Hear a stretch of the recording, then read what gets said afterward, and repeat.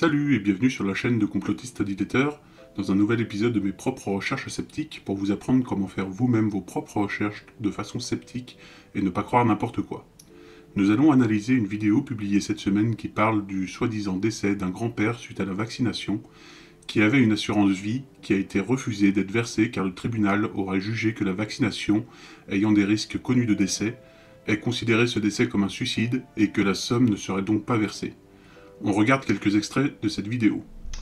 En France, nous avons eu le décès, après la vaccination d'un grand-père très fortuné, ancien chef d'entreprise parisien de Versailles, avec une assurance vie de plusieurs millions d'euros pour le bénéfice de ses enfants et de ses petits-enfants. L'assurance ne rembourse pas et ne paye pas la prime de plusieurs millions d'euros. Le tribunal admet la qualification de l'assureur, considérant juridiquement l'adhésion à l'expérimentation de la phase 3, dont l'innocuité prouvée est inexistante, sera au vu des effets secondaires annoncés, dont le décès comme une prise de risque mortel, volontaire, non couvert par le contrat et juridiquement admis comme un suicide.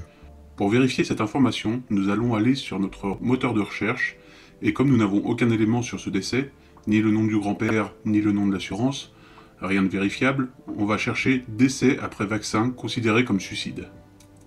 Et ça tombe parfaitement bien, le premier résultat est un article de Libération qui vérifie cette information.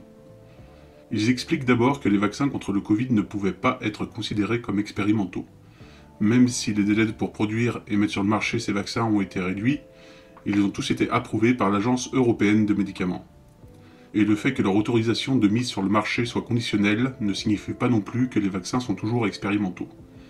Ce qu'il est bon de rappeler aux antivax qui continuent de croire encore pour beaucoup que c'est un vaccin expérimental.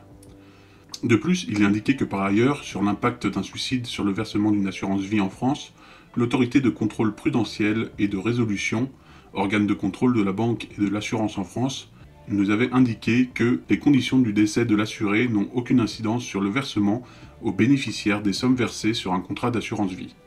En résumé, le suicide n'est pas une cause valable pour refuser de verser une assurance vie, celle-ci est versée peu importe les conditions du décès. Avec ces informations, aucun doute possible. Cette information ne peut pas être vraie, c'est une invention d'un antivax qui a pour but de manipuler votre opinion. Bravo si vous ne vous êtes pas fait avoir. Voilà comment la méthode sceptique permet de fiabiliser l'information que nous recevons, méthode qu'une fois encore les complotistes n'auront pas suivie et les aura conduits à partager cette désinformation.